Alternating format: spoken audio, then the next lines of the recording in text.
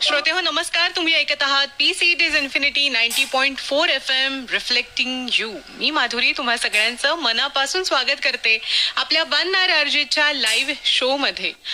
February महिना आता संपलेला आहे. बघता बघता 2 महिने सरले आणि मार्च महिना आलेला आहे. पुढे पुढे जातो आहोत 2025 या वर्षामध्ये आणि फक्त पुढे जात नाही आहोत तर अनेक नवीन विषय अनेक नवीन संकल्पना घेऊन पुढे जातो आहोत. आज सुद्धा वन आर आरजेच्या लाईव्ह शो मध्ये असाच एक खूप छान विचार आम्ही तुम्हाला देणार आहोत जो आहे अर्थातच आपल्या देशाबद्दल. आणि त्यासाठी आपल्या स्टुडिओमध्ये आज आरजे म्हणून उपस्थित आहे आरजे योगेश. हाय योगेश. हाय माधुरी. सो योगेश, आज तू कुठल्या विषयावर बोलणार आहेस हे जर आपल्या श्रोत्यांना सुरुवातीला सांगशील. नक्कीच.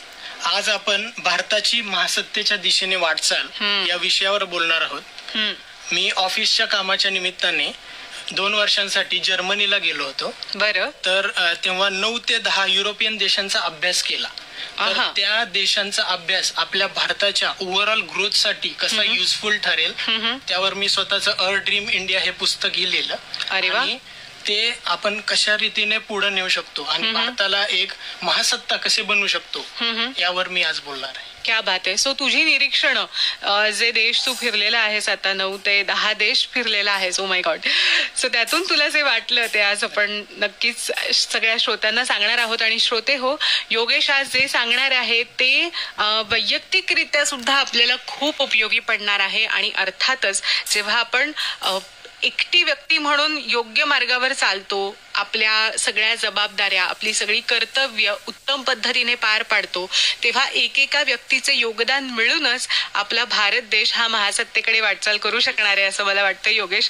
आणि त्याचसाठीच्या आत्ताच्या भाषेत अगदीच सोप्या सांगायच्या तर त्यासाठीच्या टिप्स काही क्लुप्त्या योगेश आपल्याला सगळ्यांना सांगणार आहे.